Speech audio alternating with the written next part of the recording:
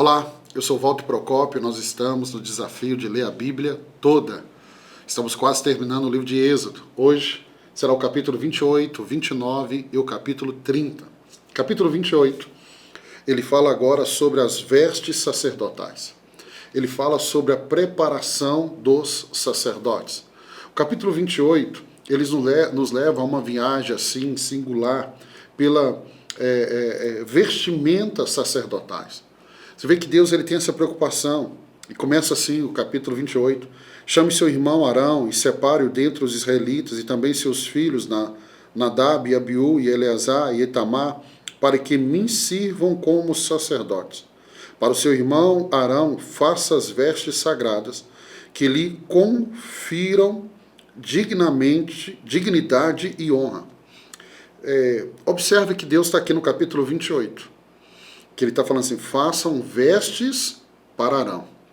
Quando chegarmos lá no final do Pentateuco, quando a Bíblia vai falar da morte de Arão, eu vou adiantar isso, a Bíblia diz que Deus pede para levar Arão para o monte e tirar as vestes de Arão. E Deus não toca na vida, Deus não recolhe Arão enquanto ele está com seu chamado, enquanto ele está nativa, praticando o seu chamado. Isso é poderoso demais. Quando eu estou sendo a vontade de Deus, fazendo aquilo que Deus me chamou para fazer, meu irmão, nada pode me tocar.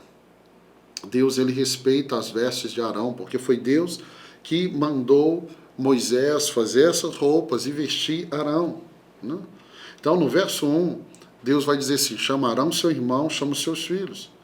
Em seguida, no verso 2 e 3, Deus vai dizer, façam vestimentas sacerdotais. E aí tem uma preparação crucial, tem uma preparação. Deus instrui que essas vestimentas sejam feitas para glória e para ornamento de Arão e de seus filhos. E aí no verso 4, Deus ordena que essas vestimentas sejam feitas para santificar Arão e os seus filhos, para que eles ofertem o serviço sacerdotal. Posso abrir um parêntese aqui? Você vai lá em Gênesis, quando o homem peca, ele procura folhas de figueira para tampar a sua nudez. Deus vem e coloca e veste eles com peles de animais. Aqui vemos Deus preocupando com as vestimentas de Arão. Uma pergunta, para você pensar, será que Deus não leva em conta vestimentas? Vai vir pessoas falando, Deus só olha o coração. Se Deus olhasse só o coração, ele não estava tendo todo um trabalho de instrução para falar como seria as vestes do sacerdote. As vestes do sacerdote. E aí, no verso 6 ao verso 14, ele fala aqui do manto e do éfode sacerdotal. E ele diz assim, faça o colete sacerdotal de linho fino, trançado de fios de ouro e de fios de tecidos azuis. Então, no verso 6, Deus instrui a Moisés a fazer esse colete. E ele tinha que ser desse jeito. Todas as instruções de Deus deveriam ser seguidas à risca, meus irmãos, à risca. Então, ele deveria ser azul, com uso de ouro, púrpura escarlate, linho fino torcido. O verso 9, grava em 2 pedras de ônix os nomes dos filhos de Israel. Ele está falando sobre o éfode, uma espécie de avental sacerdotal. Ele é descrito como uma obra de arte, como uma obra do bordador. O éfode era adornado com pedras preciosas, né? No verso 10 ao 12, nós encontramos detalhes sobre as 2 cadeias de ouro que prendem o éfode ao manto, né? E finalmente no verso 14, nós concluímos com a descrição da ombreira dessa vestimenta. Verso 14, vamos lá. E 2 correntes de ouro puro, entrelaçados com uma corda, prendam as correntes e as filigranas. Então você percebe todo o detalhe de Deus nessa construção. E aí o verso 15 é o peitoral que esse sacerdote levava. A medida é muito clara, faça um peitoral de decisões, trabalho artesanal, façam como colete sacerdotal, de linho fino trançado, de fios de ouro, de fios de tecido azul, roxo e vermelho.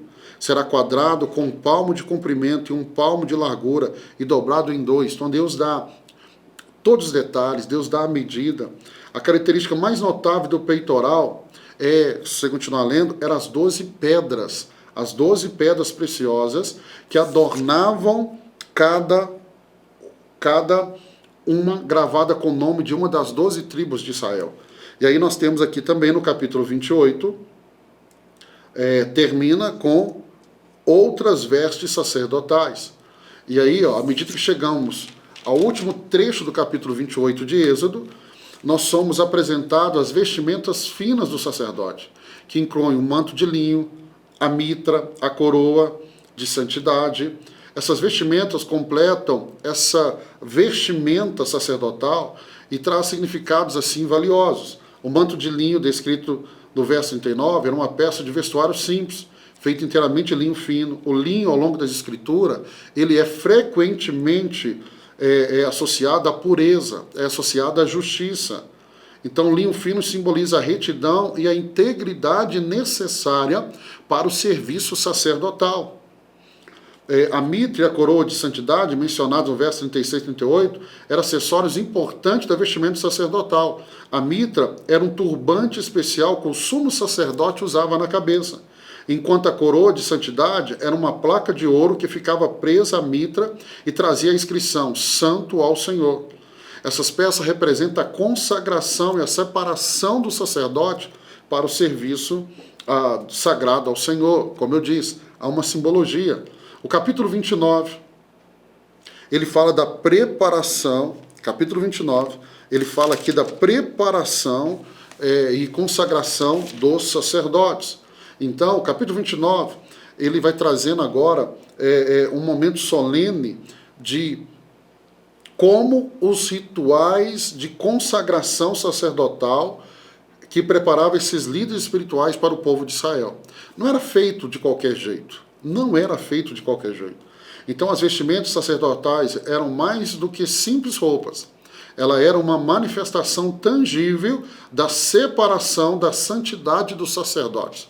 Ou seja, o sacerdote tinha que ter uma santidade acima do povo, acima do povo, acima do povo. E quando nós chegamos aqui no verso 4 ao verso 37, do verso 4 ao verso 37 do capítulo 29, nós temos todo esse ritual de consagração desse sacerdote.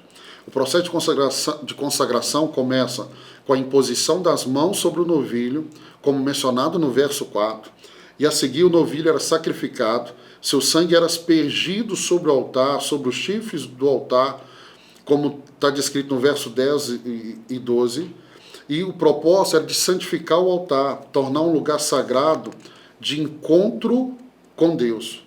O sangue também era colocado sobre Arão e seus filhos, simbolizando a purificação e a consagração dos sacerdotes.